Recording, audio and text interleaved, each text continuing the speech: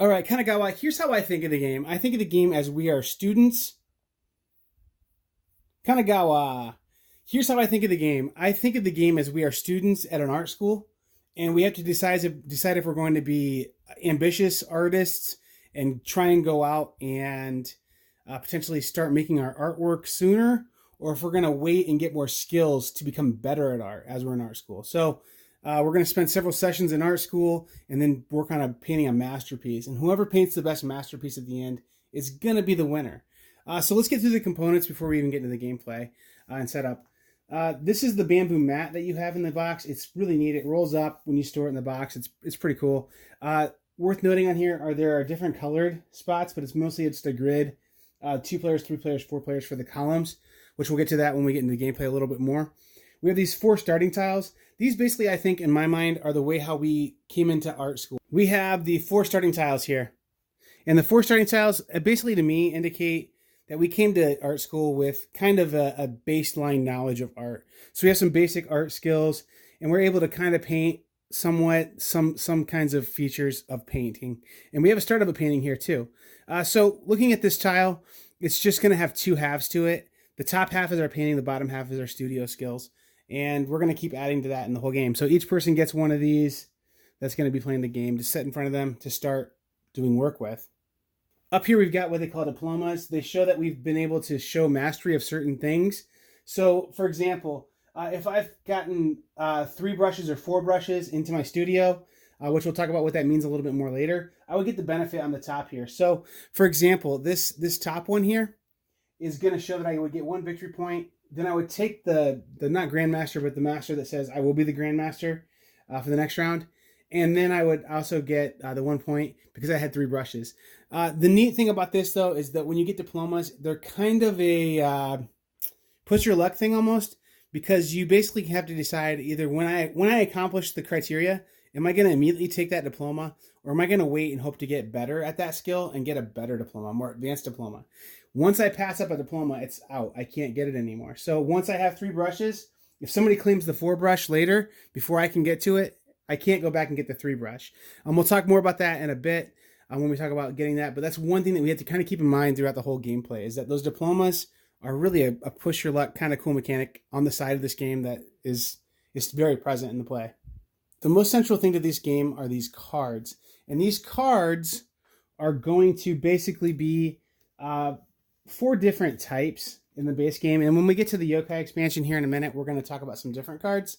But these cards indicate this is the type of feature that could be in the painting. So these 4 types, this could have an animal in it of some kind. This could have a tree in it. This could have a person to do like a portrait. And this could have a building of some type. And those are going to be useful for us to complete paintings in order to get diplomas. Now I'm using the word could because sometimes when you flip this over, there's not that feature there.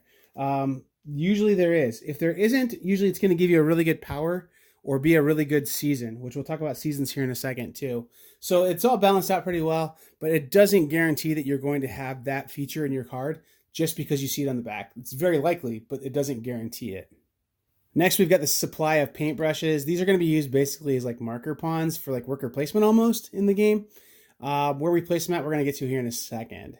Finally, we've got the Grandmaster and then like the Apprentice Master. I don't know what the name is exactly, but this is what we're going to inherit in order to become the Grandmaster, who the Grandmaster is kind of the first person in the round and does some of the bookkeeping for us. The last component to mention are these little storm tokens. Those are going to make much more sense to us after we get into how the game works exactly. So the ways how we can score points in this game are pretty straightforward, but there's a number of ways. First off, these diplomas have this symbol here on the top, which that symbol indicates that you get that many victory points. That symbol appears on art prints, and it also appears sometimes on studio upgrades that you put in. It also appears as a negative symbol sometimes in the studio upgrades, so you would lose points with that, but that symbol's worth noting. The other thing too is every print that you put into your painting is going to score you points. So as we add prints in the top there, each one of those is going to be worth points. And then we also are going to look at the seasons of these prints. So these prints all have the different seasons on them. So let's take a quick look at that. All right, so these 4 starting tiles, we're going to use those as our examples to kind of understand the seasons thing. This one has like a spring symbol on it, a summer symbol, a fall symbol, and a winter symbol. And so another way to score points is by having pieces of your art that have that consecutively placed in it. The storm cloud tokens we talked about earlier, and the storm cloud does appear sometimes in the artwork. The storm cloud is just indicating that there's a wild card present there. So you can change the season of that card to match what you need for your array. So that's another way to score points. By having the Grand Master at the end of the game, you're going to get a couple points as well.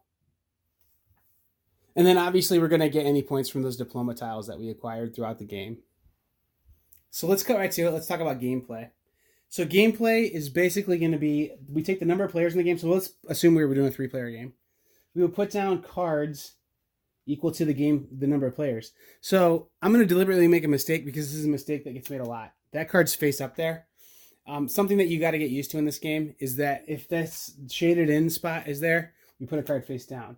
And so these card backs, they're going to help us in a couple ways. One way they're going to help us is they're going to tell us that that's pushing my luck a little bit, but I think there's probably a tree there. And if there's not a tree there, it'll probably be a good card otherwise. But the other thing too is that on the card backs are visible, so I know that there's an animal coming up. So let's say I really wanted to paint an animal. I know there's one coming up. So basically we put out those 3 cards in that first row because there's 3 players. And now each player has a choice. They say, I think I've learned enough this year in art school that I can go and work on my painting and I can be content with what I've done here. So that might be the case with maybe, let's say this guy here with this symbol. He's able to use that symbol. We'll talk about how we paint these in a bit, but that matches this symbol here. So he might decide he wants to draft that card because it's going to be good for him and he could start working on his art a little bit. And that really would be a good match for him. But what you can do also is you can say, you know what, I don't think I've quite mastered the skills enough, so I'm going to stay in art school. So we put these in. That one again, face down, face up. And so we get to see, ooh, that is a really powerful spot, but it also takes away some points. We'll get into the cards here in a minute, but that is a really neat card. So now we really have something good out there. And so it's going to be hard for people to say, oh man, do I want to wait for that last lesson or do I want to get a leg up on everybody else and start painting right away? So it's like you want to either wait or wait if you don't see anything you're in love with. But if you see something you're in love with, you can't wait because someone in turn order might get a chance to take it from you. So for example, in this round, if there's 3 players, we'd all get a chance to pass and say, I'm going to continue on the next year or pick just 2 cards. So if I knew that I really wanted this and I know that I'm the 3rd player, I'm not going to get an opportunity to take that, I might take it. Or even if I was the 1st player, I know that the other 2 people are going to get an opportunity to take it. If I'm 3rd player, I know there's another row of cards coming out, but I know it's got to get all the way back to me and there's no chance that's probably going to get to me. So it's like, do I want to take the thing that's really good now and I really need it? Or is everything pretty okay, but then I can wait for another row to come in? So let's say this person though did say, man, I really need that. So they took those 2 cards. Now there's 2 players left. We just flip over 2 cards. Oh, that one stays face down. And now we just choose. We make choices on which 3 cards we want.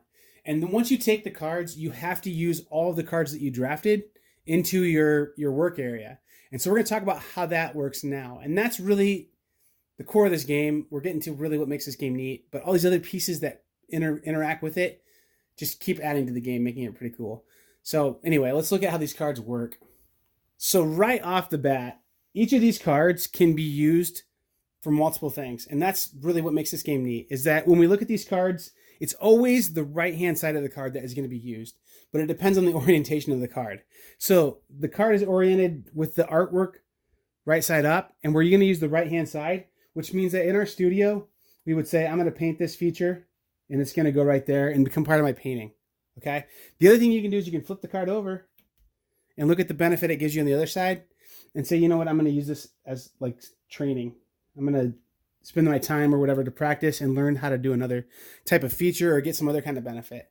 And so basically we're using all the cards we drafted to do that. And so this would be a totally not okay placement actually, because in order for me to paint this picture, I would need to have a spot for my brushes to go where I can paint that kind of feature. So this one could go up there, and this one would have to go down here. And this one would have to go down here. An example here. So one other thing you need to notice too, I could paint that because I put a paintbrush there, but I can only use each paintbrush in each spot once per turn. So that spot is done. It's all eliminated. We can't do anything else with it. Because even if I had this card here, which uses that same symbol, I've already painted with that paintbrush. I would need a second green spot to paint this in and put that in. Or if I had a card with the mountain, if I did like a landscape, not a tree, I could put that paintbrush there and paint a mountain type feature picture kind of thing. And so I can only use each paintbrush one time in one spot. So that's kind of the trick. The other thing too is every time we see this paintbrush symbol, I get a paintbrush to use in front of me for the rest of the game. So this one would be, I'd have 3 paintbrushes available to me because of 1, 2, 3 paintbrushes. This arrow symbol here indicates that I can move a paintbrush. So the more of those arrow symbols I have, the more I can move the paintbrushes around. And I can always move the paintbrushes once. That comes default on all the starting tiles. But I can hopefully get more of those as I tuck cards underneath here and get better at that part. So we're going to keep doing that. The game's going to continue. And the player's going to, continue to make their studio better. And they're going to continue to tuck cards underneath here. And they're going to add paintbrushes and be able to place paintbrushes out and paint different kinds of features as the game goes on. And then we end the game once we've placed our 11th card into our painting, okay? And then that's when we're going to say every one of those cards in there is worth a point that I've painted, plus any diplomas I have, plus any like consecutive runs of seasons. So this wouldn't be a good painting because it was all done on different seasons. But if I was able to get like a string of maybe some summer cards going, that would really get me some points. So like there's a summer, and there's a summer, and here's a summer. So if I could get that painted throughout the game, that'd be pretty nice because that would give me 3 points for that long run there. Then I also have these storm cloud cards. So remember how I mentioned that sometimes there's not a subject on a card? This one's supposed to have a building. It does not. It has nothing in it. But it does have that storm cloud, and that storm cloud can be changed. So now my run would be 4, and then I could even continue on with more sun cloud, more sunny seasons. So there's a lot of things to balance in this game, a lot of things to put into play in this game. It's one of those games that I think really it's hard to explain it. Almost, it's something that you need to play through it a little bit in order to really understand all the different ways you're going to score, all the different ways the cards are going to make kind of a machine down here, build an engine a little bit for you to paint better. And then how you're going to score points off that painting. And it's a short enough game. This is one of those games that I think you can probably put this one on the table, play the game, and then put it away inside of 45 minutes. So I think this is one that, you would tell people, hey, let's play just a couple little rounds of this, couple little drafts, and then we'll reset and play the actual game because playing by doing is really good in this game, I think. And this would probably never happen. This example, it was just showing you a run because you really are going to need to keep tucking cards underneath here and doing what you can to get better at painting different types of features. So as we continue the game, we're going to get diplomas based on us getting certain criteria. So I have 2 houses in this one, for example, and I can have 2 of not the same house be a way that I would get this token right here. I would take that diploma if I wanted to. If I want to push my luck and try and get a third one, I could upgrade to a better point value card. On this one as well, I have 2 trees. 2 trees isn't going to do me a whole lot yet, but sometimes there are tree cards that come out that have multiple trees in them. So if I could get a multiple tree card down, all of a sudden I have 4 trees. I can claim this 4 tree one, and I get some points. Plus, I get a little token. So those tokens that I mentioned earlier are going to go there, so I can change the season of a card. So this one here, I could potentially change it to be whatever season I wanted it to be later in the game. So a lot of neat things like that fire in this game. A lot of neat things like that trigger in this game. And this is all just the base game of Kana Gawa, which has come out a couple years ago now. Many people have had a chance to play it, and I think a lot of people have really enjoyed this game, but it's one of those games that these same sets of cards are coming out, these same sets of tiles are coming out, and it's something maybe we're looking to freshen up a little bit. So that's where I think the Yokai expansion comes in, and we're going to take a look at that now. The Yokai expansion adds 3 new sets of cards into the game, and so when we play this game, we're going to introduce 2 of the 3 sets in with 2 of the base sets from the base game. What's going to happen essentially in this game is we are going to take... let's say umbrellas and kites and shuffle them in with, let's say, animals and buildings. And we're going to make a new deck now. And so you kind of have to separate your cards out a little bit now, but not a huge deal. But you get some more choices to play with some flexible combinations.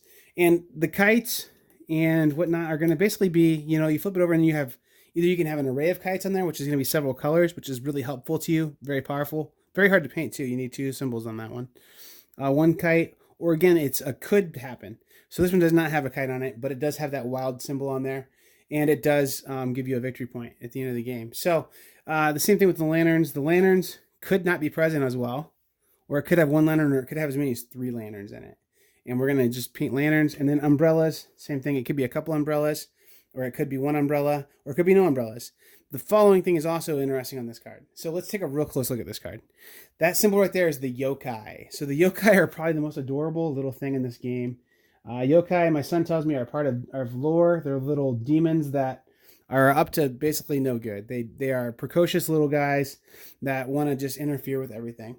And so we've got these adorable little yokai in our game. So yokai are really cool related to diplomas, but overall they're going to end up causing us harm and end up having our painting worse at the end, and then we're going to lose some points. So let's get into diplomas right now so you can kind of understand what I'm talking about there, though.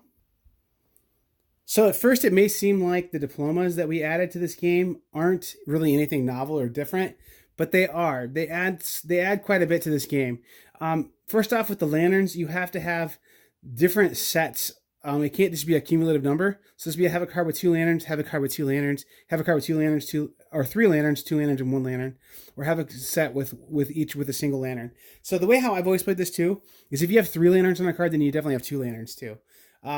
And then on this yokai here, if you have all 3 of the yokai, there's 3 yokai in the game. If you possess them all at one time, you can have this. You take it. If you have all the yokai at the end of the game, though, you're going to lose a ton of points. I think it's like 9 points you're going to lose at the end of the game if you have all of them. So that's getting the yokai, not something you may want to deliberately do, but if you do get them, you're going to get a little bit of a benefit at least.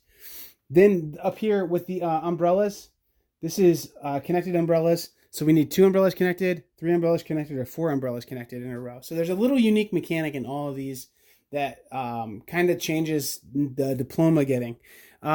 The final one are these color coordinated. It's almost like I like when we do set collection that involves colors. So the color coordination of the different types of kites. If you get 7 kites, period, you can get this. Or if you get a set of 2, 3, or 3, you can get the lower point value cards as well. And there's rarity based on that too. So I had those mixed up. So the yokai we talked about are not a benefit, and we don't like them at the end of the game. They're a benefit to maybe get that diploma, but during the game, we want to start thinking about getting rid of them so we don't have to score the negative points at the end of the game. And that's where this symbol comes in. If you are able to get that symbol is basically going to say that you can move the yokai to another player. That's that. And also, one final thing on the yokai. If we did have one of these cards again that says you take a yokai, we take it from the bank first. If all 3 yokai are out on the table, then you would go ahead and take it from another player, and you get to choose who that is.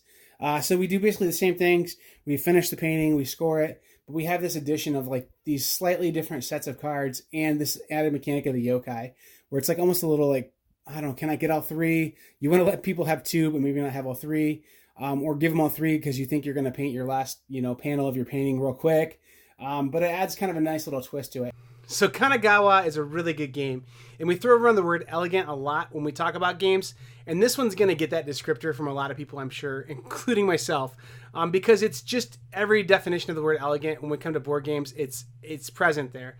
When I think of elegant games, I'm thinking of games that are just beautiful, games that are simple to pick up, but then have really meaningful choices inside of them, and the gameplay is at the core of the game. There's not gimmicks, there's not things that are silly, little ways to try and kind of find shortcuts or little tacked on things to try and be trendy. This game's just an elegant game. It does what it does, and it does it really well. And so it doesn't try to be anything it's not. I mean, that's really the bottom line on it. It's a card selecting, drafting game. We're using these multiple use cards to build an engine, and that's it. And it does it so well. And so it's very elegant. The art on it's beautiful too. That's another way to describe elegance, is just this beautiful art. So I even use the word zen.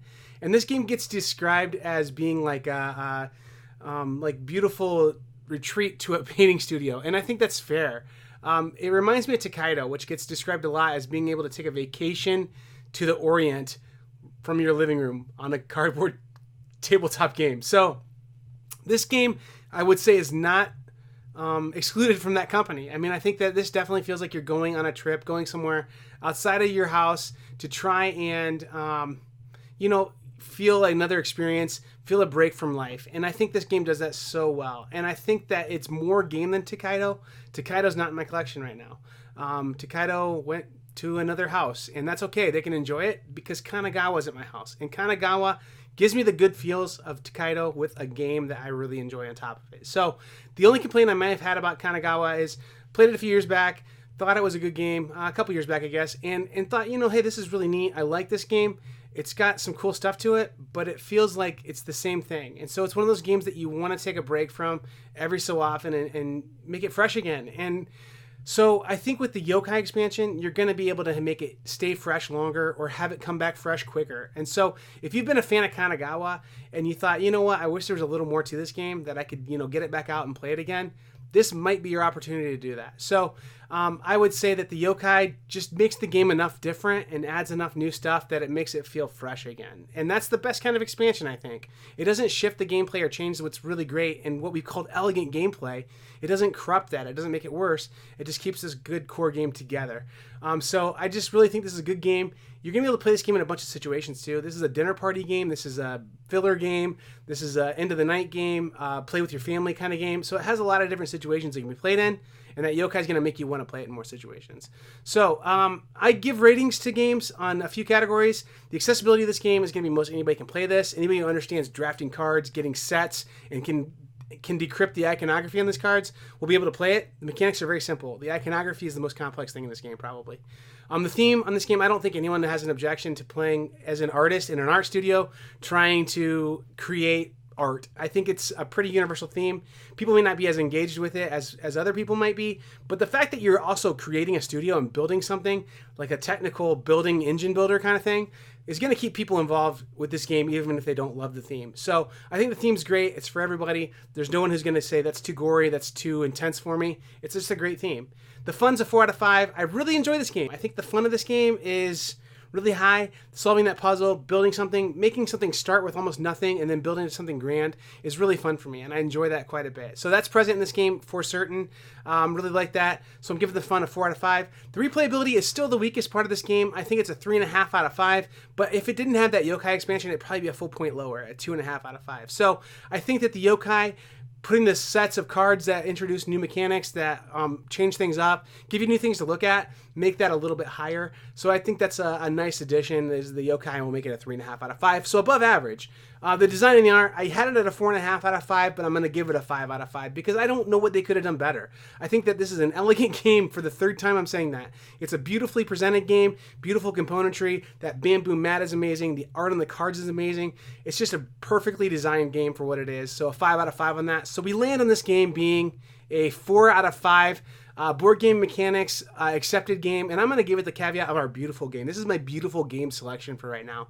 If you want a beautiful game on the table that's just beautifully playing, this might be the game to get. And so at 4 out of 5, that breaks down percentage to where I would say 70% of gamers out there should really take the chance to learn this game, get a play a copy at the local shop, or maybe even find a copy to own. It's a good game, and I think that once you get tired of it, you may add that Yokai, and it keeps it fresh. So I would suggest if you don't have Kana Gawa, start maybe with just the base game, and then enjoy it for a while, and then add Yokai later to keep it fresh. If you have Kana Gawa and you want to freshen it up, Yokai is a really good selection. So that's where I'm at with it. Overall, very good suggested package. So I've been Joel with the Board Game Mechanics. If you like what I did here, or you want to see more of my videos, that's great. I love that, and you can find them on this YouTube channel, or go to the website listed below where you can find our podcast, our social media stuff, everything. We want to connect with you. We love hearing from the audience. So thanks for watching. I've been Joel, and keep gaming.